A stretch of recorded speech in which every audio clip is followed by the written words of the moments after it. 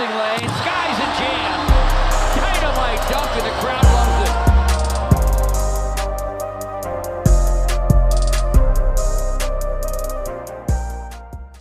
Welcome back to Pistons Intellect, your home for the most informed Detroit Pistons news and analysis.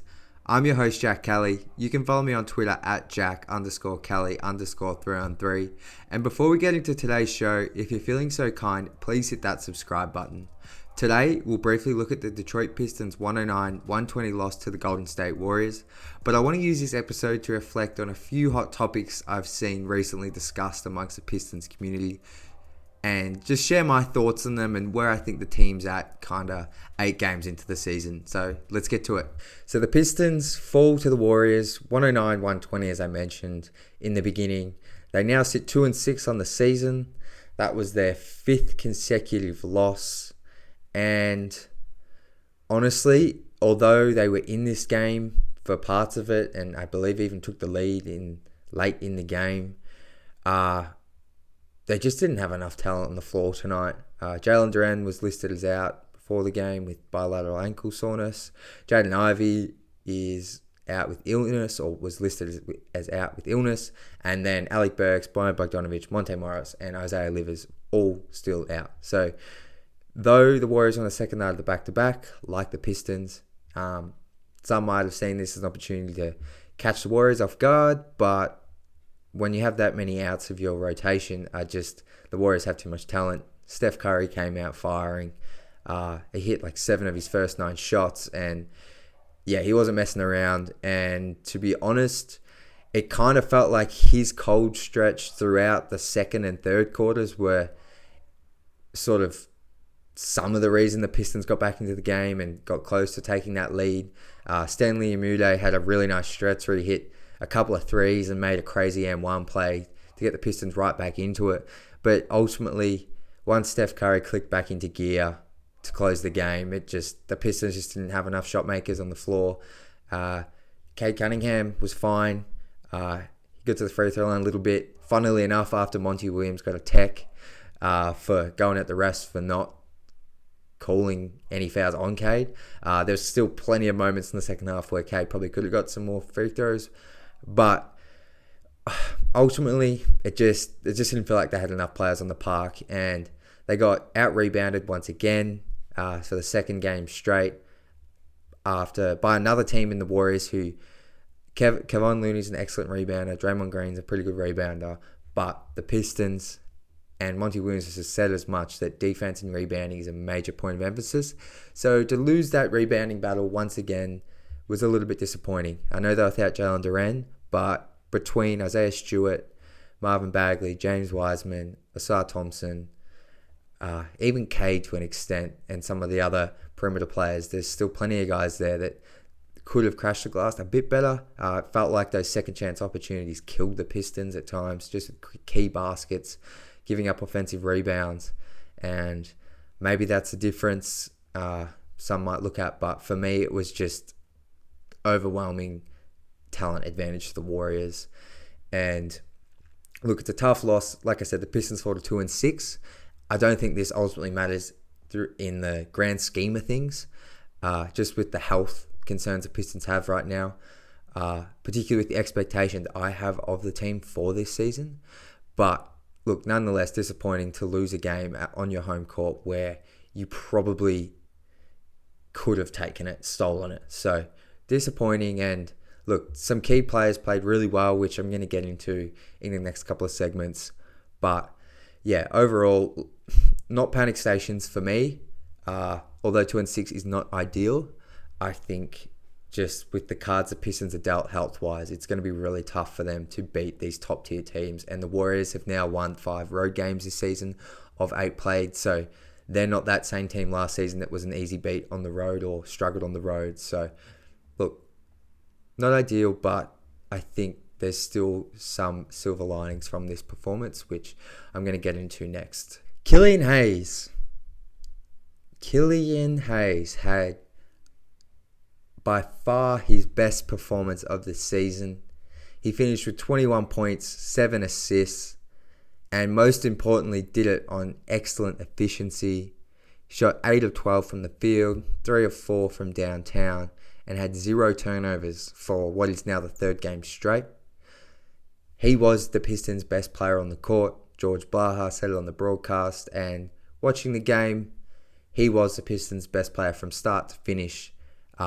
Defensively, he made some really nice plays, switching on the bigger players, switching onto multiple players throughout a defensive possession, creating some turnovers, deflections, the usual Killian things that when he does those and plays efficiently on offense, you think, wow, this is the guy Troy Weaver envisioned. And actually, Monty Williams said that in his press conference, that this is the sort of offensive playmaking maestro that can also give you a ton defensively at 6'5" that the Pistons selected at pick 7.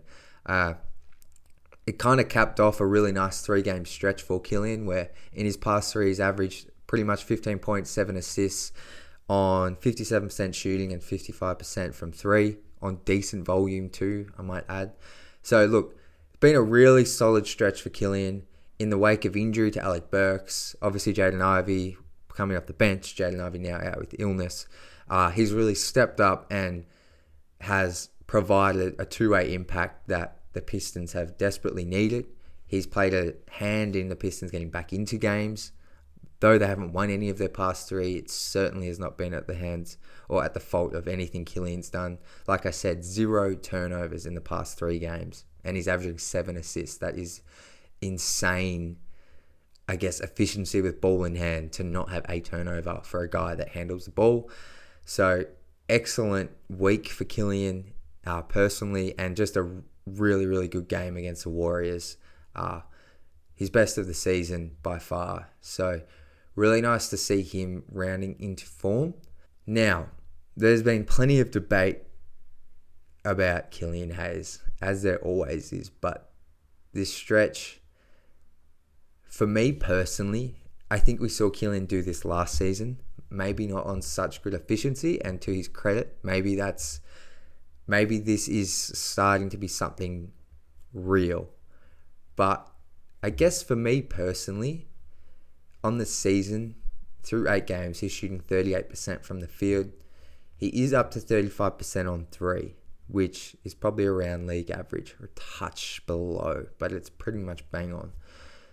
So look, my whole, I guess, philosophy with guards, and I guess maybe lead ball handlers, and some might say Killian's not a lead ball handler, but he's a point guard or a shooting guard in my eyes. He's someone you want handling the ball. That's one of his key attributes as a player. But my whole thing is if your ball handler, lead ball handler, secondary playmaker can't shoot, they better be worth constructing the rest of your lineup around if you're going to start them in particular. Meaning, in Killian's instance, I still think by no means you would call him a shooter. I don't think that's crazy.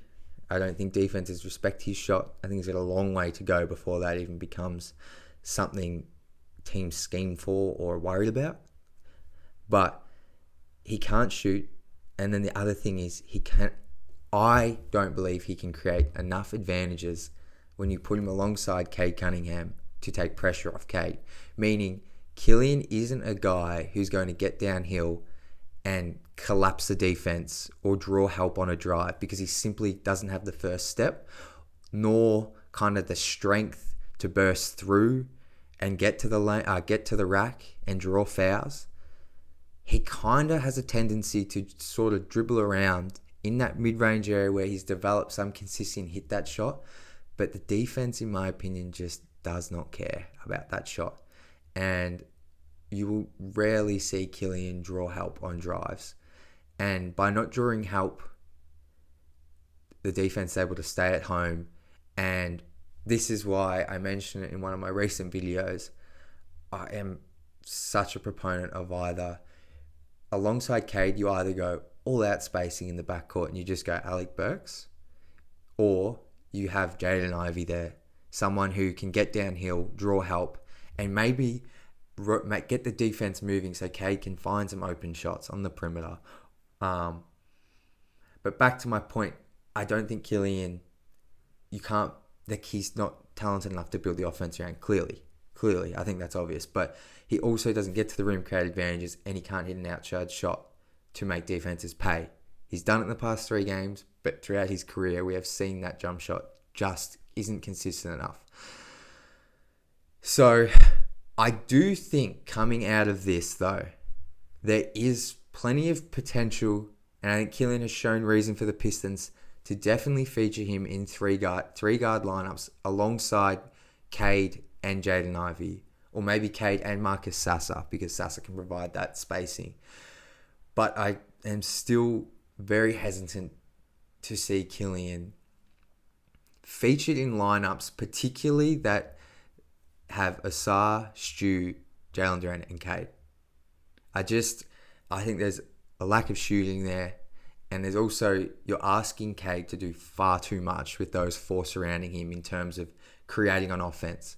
And that's why I feel like I've said this on the past few shows. In the fourth quarter, we just see Cade, I feel like, dribbling around in circles because there's a lot of the time no one else on the floor. And some of that's due to injury. This isn't all on Killian. But he is so often just dribbling around, trying to navigate his way through the paint. And the defense just collapses on him. And I've seen a lot of screenshots of the defense collapse on Cade. And I'm not saying having Jaden Ivey out there would alleviate that completely. But I think if you've got Jaden Ivey out there, you can collapse the defense a bit better. If you've got Marcus Sasser out there, he's still a rookie. He's probably not going to get the attention right now. But he can knock down open shots. And I think he's shown that through 8 games. And a 4-year college career that he's an elite shooter. If you have Alec Burks out there, spacing. But he's been out right now. So, look, as far as is this Killian leap real or not, I still think we need a much larger sample size. 3 to 5 games is nice, but we saw this last season. In November, December, he had an amazing 2 to 3 weeks of basketball, but then he goes back. He still loses his confidence. It feels like from the outside. And then we go back to that Killian that's sort of 5 points. He'll always be there for assists and he's always going to play solid defense. But in my opinion, he needs to do more offensively. And if this 3-point shot can stay around 35-38%, well, then we're having another conversation. But ultimately, I think where I stand with Killian is I am of a firm believer that he is going to find a role on a winning team somewhere in his career. I don't think he's a complete bust that's going to be out of the league. I'm just not sure it's with Detroit, with the way their roster's constructed, the way they've drafted. I know Monty's been a big fan of him, and Killian has rewarded him at least in the past week and a half. And so it feels like he's going to be in the rotation while he's with Detroit. But I still need to see a lot more. But look, I can't fault him in the past week. He's played very well. Like I said, played a hand in the Pistons getting back into games. And look, I'm happy for him because the amount of shit he cops online is incredibly unfair. And some of it's just downright, I don't even want to give it airtime. But so I'm very happy to see him succeeding on the court because from all reports, he's a hard worker, great kid, all those things you want to hear. So hopefully, Killian, this is a step in the right direction. I've still got to see more, but that's just me. I'm just a Aussie talking hoops. But I'd love to hear people's comments and thoughts in the comment section. What do you guys think of this sample size of the past week of Killian Hayes? Because it's been legit, and if that is something he can get to, that's a really good player in today's NBA. We've just got to see it across a much bigger sample size. The next topic I want to briefly discuss, it's not a player, it's not a rumor or anything of that kind. It's Monty Williams, the Pistons head coach, who 8 games in, he's certainly ruffled the feathers of the fan base. He's made some changes, some big calls. None of us probably expected this early on in his tenure. But I think for those that are frustrated with him, and I've even seen some fire Monty things which I think are ridiculous, but I think right now it's kind of, I get the frustration because of the start they had, but I think it's kind of ridiculous to be taking out your frustration entirely on Monty. I get if you don't agree with certain decisions, which I'm going to get into.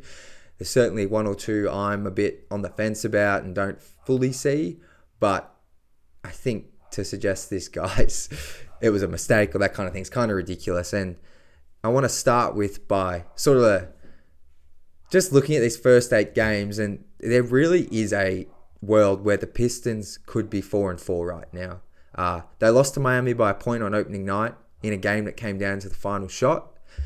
And then they also dropped a very winnable game to the Portland Trailblazers, which that is a game that might come back to haunt them at some stage throughout the season because they should have won that. They would be kicking themselves. They were up by like 18 points at one stage on their home floor. So even if you don't want to give them that Miami game, that's still 3-5, and even that just sounds a lot better than 2-6. But regardless of the record, I think when this team had a healthy Jalen Duren, which I think since those first 3 games, I don't think Jalen Duren has been fully healthy, or definitely since the OKC game, I don't think he's been fully healthy. That's where he injured that ankle or rolled it. But in those first 3.5 games, the Pistons' defense and physicality was real. Like, that was the thing that jumped off the page to me in the preseason in a couple of games. Namely, that pairing of Jalen Duren and Isaiah Stewart. When they were together healthy, with Asar Thompson flying around, that defense looked like legit. It looked like top 15, which, considering where the Pistons have been, is a very major jump. And I think that is what Monty Williams is focused on for this season. Amongst development, of course, but his primary focus is building a foundation, a defensive foundation, something that this team can go from kind of just being this mixed bag of talent and, potential to, okay, we're going to start our game from the defense and build up. And I think the Pistons have the pieces to build an exceptional defense in the future if they all stay together. And I think you saw kind of the potential of that in those first 3 to 4 games. I know I hadn't been a part of kind of a wave of positivity like that on at least Twitter since, or even back in the day when I used to be on the Pistons blogs. Like, I haven't felt that kind of positivity, honestly, since like the 17-18 season when the Pistons started 14-6, like, truthfully. It felt really legit. And then, unfortunately, health to Jalen Duren and Alec Burks, as well as the guys that have been sidelined for the entire season, has kind of just zapped that defensive presence, I feel like. Some of it's definitely on the guys that have been on the court. It feels like it's been a bit disjointed.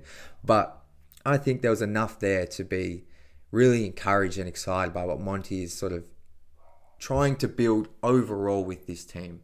And look, I might even make the case, like, honestly, like, if they have that same team from the first 3 games, I honestly think there's a chance they might have beaten one of Phoenix or Golden State in the recent back-to-back at home. But look, I might be drinking too much Kool-Aid. But I think on the whole, you can see what Monty's trying to push here. He's huge on defensive rebounding, and he's huge on defense right now, and building good habits for this young team, which, frankly, across the past 3 seasons, the Pistons were just throwing out young talent. Dwayne Casey, and I like this about Dwayne Casey, but he would always start the Pistons' first pick, whether it was Cade, Killian Hayes, before his injury as a rookie, Jaden Ivey, and Jalen Duren didn't start early on, but he started as much, like, heavily in the second half of the season, as well as Sadiq Bey. He was essentially a starter for most of his rookie season. So he's trying to build a foundation here, something that the Pistons can actually start taking these next steps. Because honestly, if you're just going to throw out a bunch of first, second, third year guys and have your starting lineup and top 8 players in your rotation full of those guys, unless they're LeBron James, Victor Wembanyama, Zion Williamson, name generational talent, you're probably not going to win games. And the Pistons this season, much as about development, they're trying to win more than 20 to 25 games. That's definitely what should be the expectation. So I think where I am with some people is there's no dancing around it. The Jaden Ivey thing, it's a little weird. Whilst I understand that there is no more sort of gifting of roles and minutes, I think where fans have had some issues is Jaden Ivey sometimes isn't being rewarded for playing, at least what we can see on the screen and on the TV, good defense and making an impact on the game overall. And I think the one area that stands out was that New Orleans Pelicans game where Jaden Ivey was a part of a lineup that the Pistons were down by like 15, 18 points in the third quarter. But I think a lineup featuring at least Jaden Ivey and Marcus Sasser and maybe Cade really got the Pistons back into the 6-point range. They got this, before the end of the third quarter, after this game feeling like it was going to be a blowout. Jaden Ivey spearheaded the run, including like a dunk in transition that really got the team up and about. Really spearheaded that run alongside some other players to get him back into the game. And to that point, he'd only played like 19 minutes. And then to start the fourth quarter, he gets 2 minutes, and then Monty Williams takes him out for the rest of the game. And as we all know, the Pistons lose that by double digits. So within that stretch as well, he made some defensive plays. And yes, blocks and steals aren't everything, but I think energy, effort are what Jaden needed to improve upon mostly as a rookie. A lot of the times he was just completely unaware of what was happening off ball, and he's still going to have those issues. But there are other young players off ball who are struggling, who are in their first, second, or third season that are making these mistakes. And it feels like Jaden is held maybe to a higher standard, or he's at least not rewarded for the good things he's doing, because he's definitely doing more good things defensively. Yes, he still has his lapses. He still gets blown by, still gets caught on screens. But I could go through and pick plays where that happens to some of the players the Pistons would call good defenders, perimeter defenders on this team. Sar Thompson, Killian Hayes, both susceptible to this, as good defenders as they are. So I think that's the disconnect between the fans, and maybe we clearly don't know everything behind the scenes. And I think that's what's worrying fans, especially when you hear things from Brian Windhurst on the Hoop Collective recently, where he said Jaden Ivey isn't happy about his role. And look, I get why that's concerning, 100%. I think Brian Windhurst is extremely measured in everything he says and doesn't just say things for clickbait. I think he's one of the most plugged in guys in the league. But I do think like what Jaden Ivey front facing to the media says he'll do what it takes for the team. But of course he's going to be pissed off about being on the bench. This guy would have never come off the bench in his career, ever. I'm sure someone might be able to find one game, but high school, college, anything, guarantee he has started 95% of his games. So of course I'd be pissed off if I was, because this is a demotion. No matter way you look at it, it's a chink in your pride, in your armor. So look, I wouldn't be overly concerned about Brian Windhurst saying that, but I can see why fans are 100%. So that's been a little bit weird, and I think I think fans have gotten past the shock of him not starting, but it's that only playing 20 to 22 minutes, which I think is kind of the weird thing right now. So hopefully Jaden Ivey can get healthy. He's out for today's game against the Bucks, which I think is his third straight with an illness. I truly believe it is just an illness. This isn't anything off the court between player and management, coaching. This isn't a disagreement.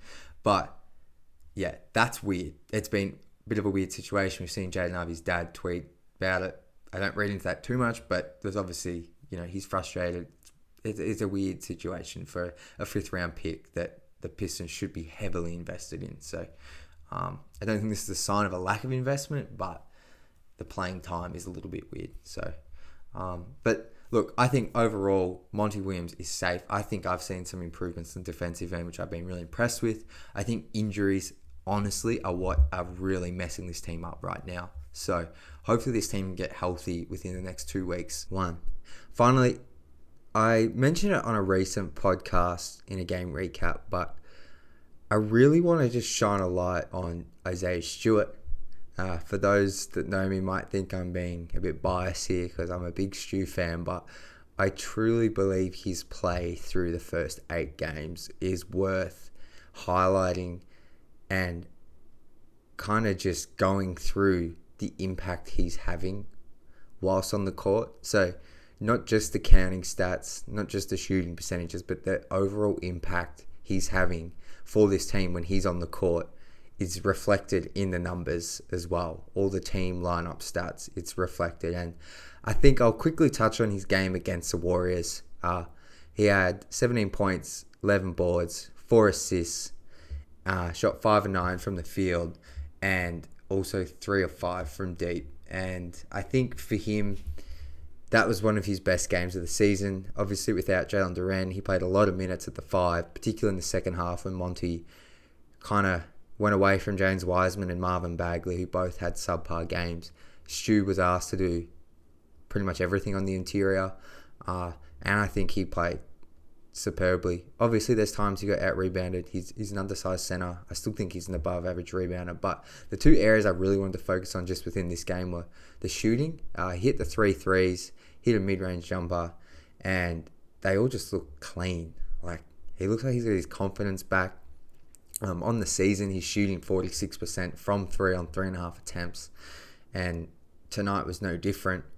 And I think the passing has been a thing I've noticed so far this season, that we saw flashes of it last season of him at the 4, but just his passing overall, I think with Stu, and this can be said about his game when he attacks off the bounce or tries to drive the rim, it looks a bit clunky, but it's kind of effective. Like, it's still very much a work in progress, don't get me wrong, but those 4 assists were all, they're not just him rotating the ball and kind of getting the assist out of, I guess, good team ball movement or good team sort of movement on offense. Some of them he's kind of creating opportunities for his teammates or just making the right read. And I think that's huge because that is an element of his game that has needed improvement, and for him to play at the 4 offensively is, he needs that. So I think and if we look at his season stats, like he's averaging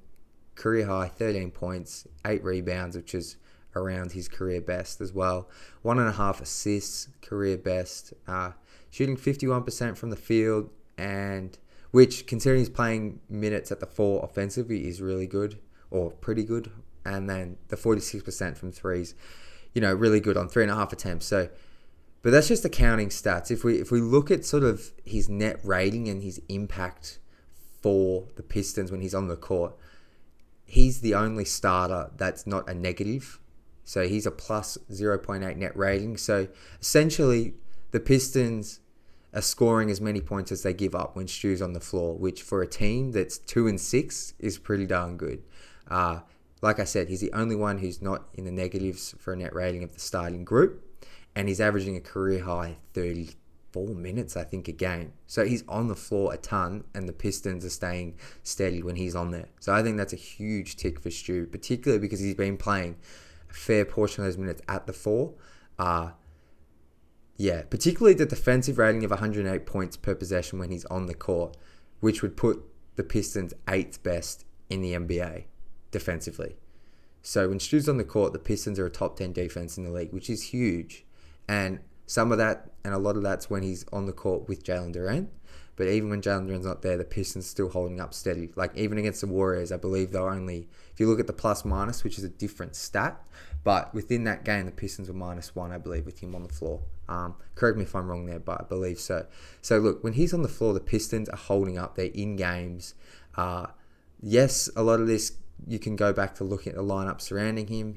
A lot of the time he's with Cade and the Pistons' better players, but I think it's a big credit to him. And I mean, if we look at when he's off the floor, this is the number that really backs him up. The Pistons are -10 points worse when he's off the court, which is almost the biggest differential on the team. The defensive rating drops to 118. So the Pistons are giving up an extra 10 points when he's off the floor. And that defensive rating of 118 would rank 3rd last in the league. So with Stu on the floor, the Pistons are essentially a top 8-9 defense. With him off, they're in the bottom 3 to 5 teams. So, like I said, that's not like the be-all, end-all. There's variance and everything, but it's a pretty good indicator of the impact he's having.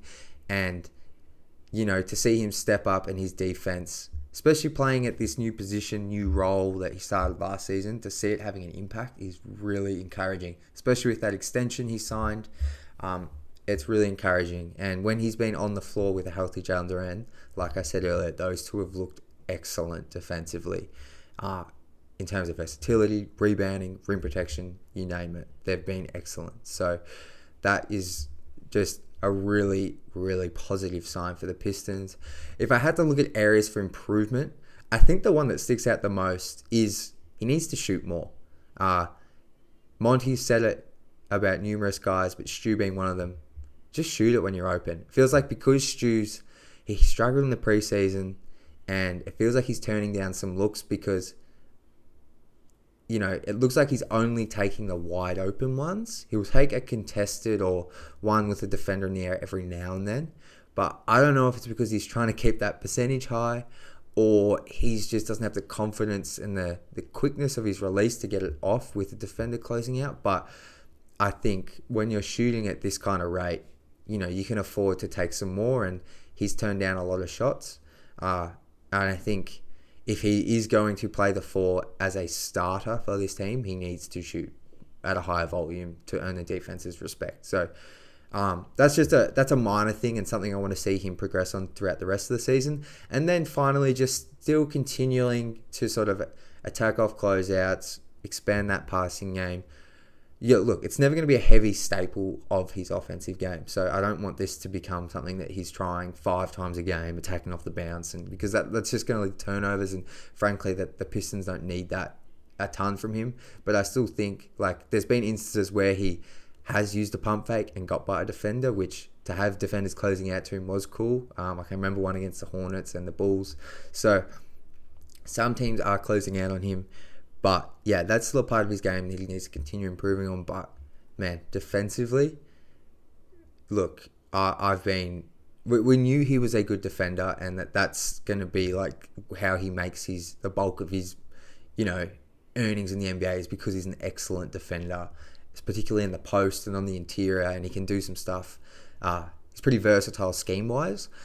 But just to have these numbers early on while the Pistons are struggling show that he is making a huge impact on the court is really encouraging, and I think is worth talking about right now, because I know he's a player that, particularly with this contract extension, sort of has divided the fan base. So because he's such a pivotal piece in terms of leadership and setting standards, it's really nice to see his impact on the court be truly felt, because having such an impact like that on court goes hand in hand with his leadership and how he can sort of, grow with this team and continue to take this team to the next level. So bit of love for Stu there, and I can't wait just to see him back with a healthy Jalen Duren, because that was arguably watching the trio of Stu, Cade and Duren in those first 3 games, just the stuff they were doing offensively and then defensively I think that was my favourite part of that first week of NBA games for the Pistons. So hopefully Jalen Duren can get healthy, and really excited to see that trio back on the floor. That'll do it for today's show. Hope you enjoyed. We'll be back to recap the Bucks game either tonight or tomorrow night. But until then, let me know of your thoughts, anything I discussed, anything you agree with, disagree with, and please hit that subscribe button. But until then, go Pistons.